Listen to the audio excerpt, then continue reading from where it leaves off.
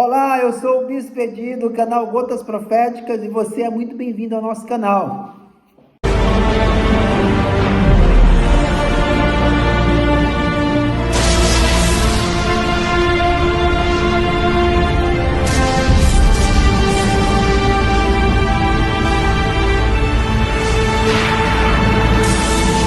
Olá, mais uma vez, estamos aqui convosco e o seu canal Gotas Proféticas. Eu sou o Edi Santos, aqui de Lisboa, Portugal.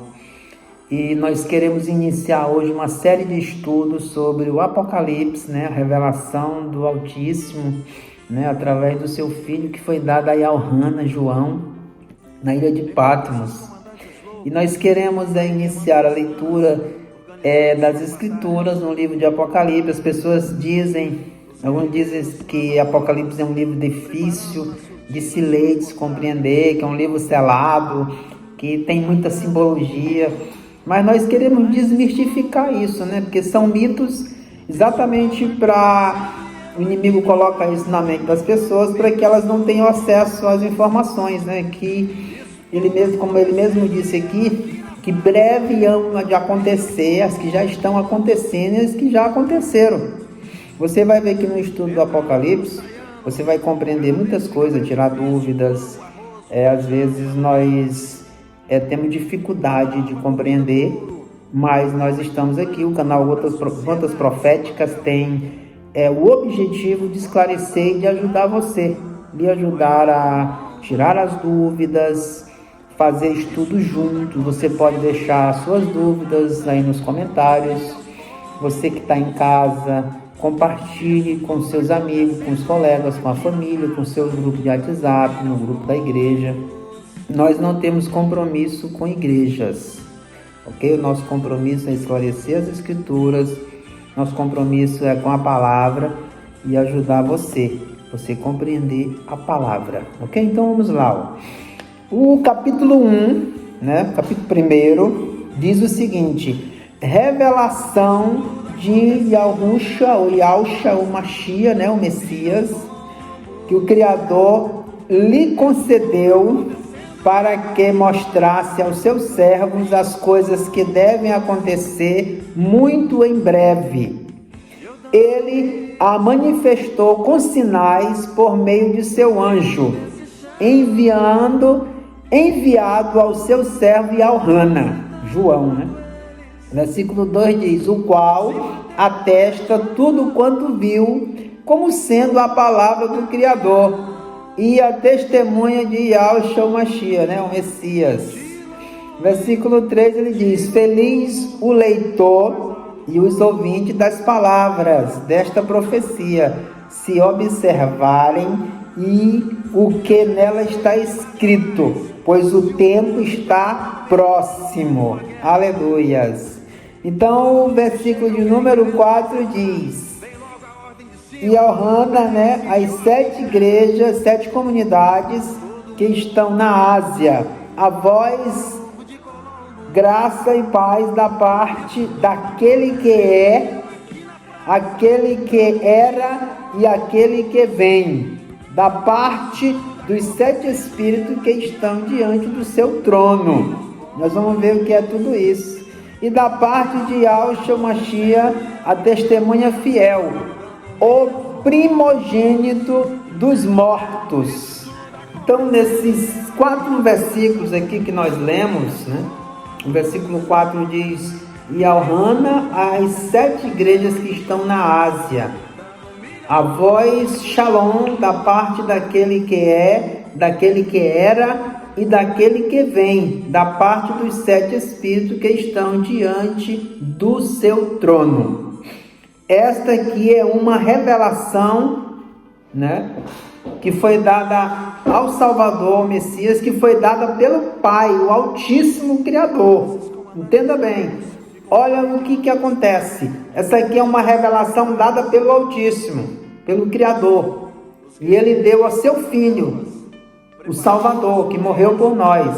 E ele então entrega através de um anjo para Elrana, para que ele transmitisse a nós. E a quem é endereçada? A quem é endereçada essa revelação? Ele diz que O versículo 2 diz: o qual atesta tudo o que viu como sendo a palavra do Criador e o testemunho do Salvador, do Messias. Feliz o leitor, os ouvintes desta profecia, se observarem o que nela está escrito, pois o tempo está próximo. E ele diz aqui que a revelação é para os seus servos, somente para os escolhidos. Mas vamos primeiramente fazer uma introdução. Elhana era um dos discípulos, um dos apóstolos que foi escolhido pelo mestre para fazer a obra dele, e ele estava agora isolado. O último deles, ele era o último nesse momento aqui. Elhana foi isolado no ano 81 até o ano 96 na ilha de Patmos. A ilha de Patmos era uma ilha grega, ao oriente ali da Grécia, e lá era uma ilha vulcânica que Roma colocava os seus prisioneiros, Ele foi lançado ali pelo imperador Diocleciano, no ano 81, depois da Era Comum. Por quê? Porque ele era uma ameaça. Elhana era uma ameaça para o sistema. Imaginei, ele conviveu com o mestre, com o Salvador, e todos os outros foram mortos, só ele restara. E agora ele testemunhava com veemência, ele era a testemunha viva de que o Salvador realmente existiu. Ele era a única prova, porque já fazia muito tempo, Já fazia muito tempo em que passara toda aquela história e que alguns achavam que era mentira, e ele era a única testemunha. Então ele era uma ameaça para o Império Romano. Então o imperador Diocleciano, ele não queria matar Elhana, porque se ele matasse seria mais um mártir. E é isso que eles fazem. Quando alguém não quer que alguém se torne famoso, se torne um mártir, o que ele faz? Faz com que ele se corrompa, então faz com que ele se cale, lançam na prisão e ele é esquecido. Só que foi o contrário, porque o Espírito do Altíssimo deu vida ali àquela ilha, que era uma ilha prisão. Os soldados iam para lá, era uma ilha isolada no meio do nada, e de tempos em tempo os navios romanos iam lá para recolher pedras. Ela era uma ilha que os prisioneiros lavravam as pedras para serem trabalhadas na construção em Roma, Vinha para Roma, as pedras ali trabalhadas, lavradas, cortadas, Então Elhana estava ali também para trabalhar como escravo naquela ilha e para ser esquecido. Era uma ilha que tinha muitas cavernas, e ele ficou ali do ano 81 até o ano 96. E nesse intervalo, nesse tempo, ele recebeu a revelação do livro do Apocalipse, as coisas que deveriam acontecer em breve. E aqui as escrituras, elas nos narram, a revelação que ele recebeu, exatamente para quem era, A revelação de Yahshua Mashiach, que o Criador lhe concedeu, para que mostrasse aos seus servos. Somente os servos é que vão compreender essas coisas. Por isso que tem gente que não consegue compreender o Apocalipse, porque não é servo, não é fiel. Então jamais. O próprio Messias disse em uma oração, disse assim: obrigado, Pai, porque tu ocultaste essas coisas aos sábios e entendidos, mas revelaste aos pequeninos, porque assim foi do teu agrado. Aleluias. Então ele diz que feliz é aquele que lê, aquele que ouve e aquele que guarda, observa as palavras desta profecia. Olha que coisa fantástica. Para esse nosso primeiro vídeo aqui, nós queremos exatamente deixar essa introdução para que você compreenda. Nós estamos numa série de estudo, e o estudo é algo trabalhado, é algo conversado. Nós não vamos pregar aqui, nós vamos ensinar. Então aqui nós podemos observar, queridos, que o Altíssimo é quem traz essa revelação. Essa revelação aqui, quem está falando é Ele, Ele diz que olha só, versículo de número 4. E diz assim: e ordena às 7 igrejas que estão na Ásia, a voz Shalom, da parte daquele que é, daquele que era e aquele que vem. Olha só, ele era o princípio e ele é o fim. Ele é o princípio, ele é o fim. Ele vai dizer aqui mais na frente, né? E da parte dos 7 espíritos que estão diante do seu trono. No nosso próximo estudo, nós vamos falar sobre os 7 espíritos que estão diante do trono. Que são os 7 espíritos do Criador? Ele tem 7 espíritos. O que são esses 7 espíritos? São 7 demônios. As pessoas falam, ele tinha 7 espíritos maus. Tem aquela história que o Salvador contou, que o espírito, quando sai de um homem, ele vai, anda por lugares áridos, e se ele não encontrar lugar, ele diz: voltarei à minha velha casa.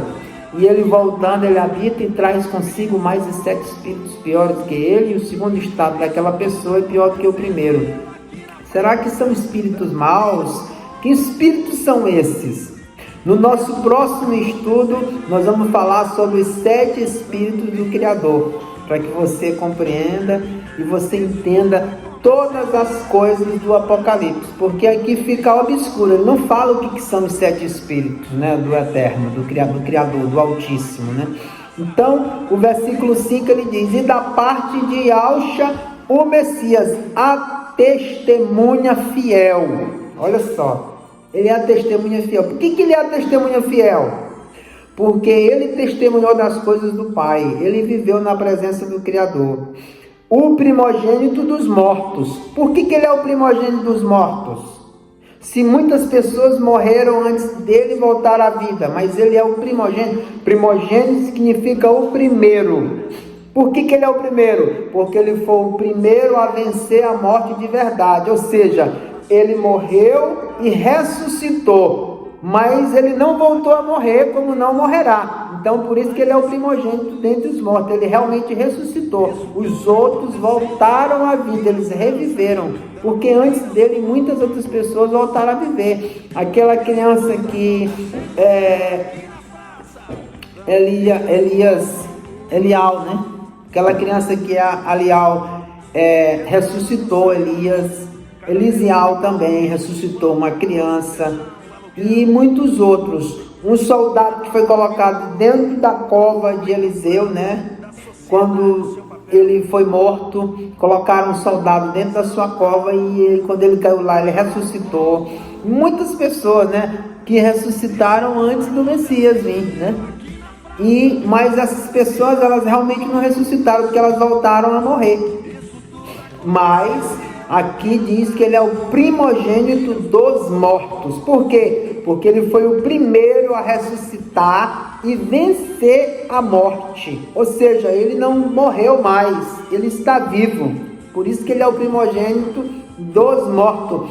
E o príncipe dos reis da terra. Por que ele é o príncipe dos reis da terra? Porque ele recebeu todo o poder e autoridade do mundo quando ele venceu o diabo, venceu a morte, venceu o pecado e venceu o seu corpo, a sua carne. O fato de ser um ser humano e não pecar. Então, por isso ele é o príncipe dos reis da terra. Por que ele é o príncipe dos reis da terra? Porque as escrituras dizem que ele vai nos fazer, lá na frente, no versículo 6, ele diz assim, ó: e fez de nós uma realeza e sacerdotes para o Criador, seu Pai. A ele pertence o louvor e o domínio pelos séculos dos séculos. Aminal. Então, por isso é que ele é o príncipe dos reis da terra, porque nós somos reis e sacerdotes. Aleluias! Olha só. Então, voltando para o 5, a parte B diz: aquele que nos ama e o que nos lavou de nossos pecados com seu sangue. As pessoas dizem que o sangue de Deus derramou, né? Tem até um texto que fala disso, mas foi mal traduzido. O sangue que foi derramado é o sangue do Filho, o sangue do Messias, não foi o sangue do Criador, não. O Criador não tem sangue, porque ele não é homem. O único aqui que é homem é o Salvador. Então ele derramou o seu sangue. Então você não tem que dizer o sangue de Deus, o sangue do Criador, não. O sangue do Filho, do Messias. Esse é que é o sangue que nós fomos comprados através do seu sangue. Por quê? Porque ele substituiu o cordeiro no lugar do sacrifício. E a partir do momento que ele morre no madeiro, lá no Calvário, acabou o sacrifício lá em Israel. Não houve mais sacrifício, por quê? Porque o véu do templo se rasgou de alto a baixo. Lá no templo em Alxalém, em Jerusalém, havia uma cortina de 7 dobras que era chamado véu, né? O que separava o lugar santo do lugar santíssimo. Os sacerdotes vinham até o lugar santo para se purificarem, para oferecerem sacrifício, para queimar incenso. Mas no lugar santíssimo, onde estava a Arca da Aliança, que continha as 2 tábuas com a lei escrita pelo próprio dedo do Criador, né? Ali só quem entrava era o sumo sacerdote. Quem era o sumo sacerdote? Era o sacerdote principal, que era eleito de ano em ano, para representar o povo diante do Altíssimo, diante do Criador. Ele só entrava uma vez no ano com sangue, para oferecer por toda a nação, pelos pecados de todos. Então, o que aconteceu? O Messias, o Salvador, ele entrou no lugar santíssimo, ele próprio, com o seu próprio sangue. E nós observamos isso quando ele ressuscita. Quando ele ressuscita, Maria Madalena, quis abraçá-lo, quando ele estava lá no jardim. E ele diz assim: não me detenhas, porque ainda não fui ao meu Pai, mas vai, diz aos meus irmãos que eu terei com eles. Por quê? Porque ele ainda não tinha ido ao céu, ele ainda não tinha subido, Por quê? Porque primeiro ele precisava ir ao Pai, e ele se ausentou, né? Ele se ausentou por um período. Ele foi apresentar este sangue lá na presença do Pai, o seu próprio sangue, né? Então, ele apresentou o sangue pelos nossos pecados. Ele nos levou para si. Por isso que as Escrituras diz que nós ressuscitamos juntamente com o Messias, né? E estamos assentados nas regiões celestiais. Isso que fala em Efésios no capítulo 2.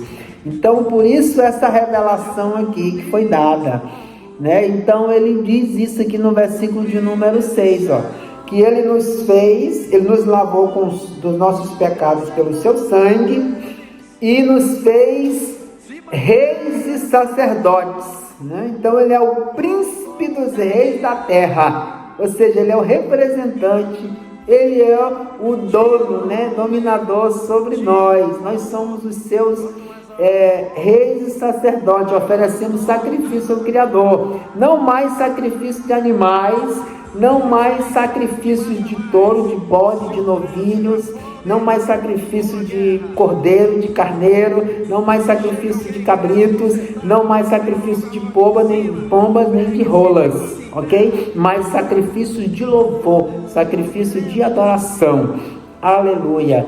Ele diz: eis que vem com as nuvens, e todos os olhos o verão, até mesmo os que o transpassaram, e todas as tribos da terra baterão no peito por causa dele. Sim, amenal, aleluias. Então olha só, ele diz assim no 8, ó: eu sou o alfa e o ômega, diz o Criador, diz o Altíssimo, não é o Messias que está dizendo aqui. Diz o Ulim. Ulim é a palavra que os judeus chamam Deus. Nós, gentios, chamamos Deus, que Deus vem de Zeus, mas os ialdins falam Ulim, que é o Criador, né? Aquele que é, aquele que era e aquele que vem, o Todo-Poderoso. Então aqui está falando do Altíssimo, do Criador, não é do Filho, porque o Filho é poderoso. Ele me disse: é me dado todo o poder nos céus e na terra. Foi isso que ele falou. Por que ele recebeu todo o poder? Porque ele venceu o diabo, ele venceu a morte, ele venceu a si próprio. E então o Pai entregou o poder para ele, o poder para governar, e ele vai governar, por isso ele é o príncipe dos reis da terra, porque ele vai governar durante 1000 anos, ele vai governar, o Altíssimo deu o poder para ele. Então aqui o Altíssimo está dizendo que ele é o Todo-Poderoso. Aqui é o próprio Criador que está falando aqui para Yohana.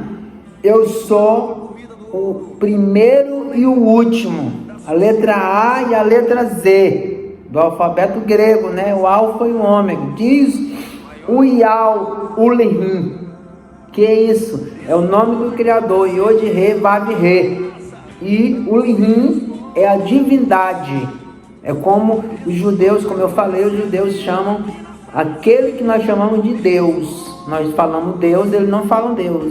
Eles falam Ulihim, ou Elohim, como eles falam. Só que a palavra Elohim é colocada como El. E El é um ídolo. Ulihim é a palavra correta em hebraico para Deus.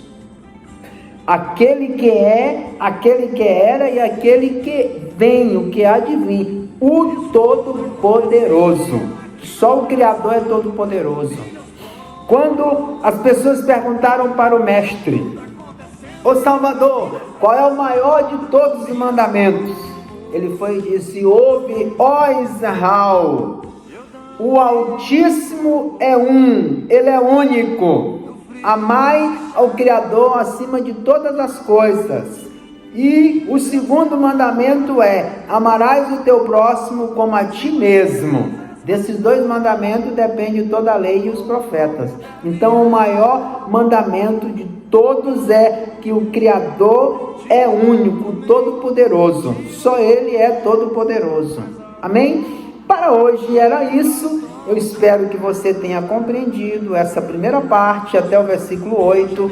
E no nosso próximo vídeo nós estaremos amanhã falando sobre os 7 Espíritos do Altíssimo que estão diante do trono. Amém? Que o Autor da vida possa abençoar a sua vida. Nós ficamos por aqui. Aleluias.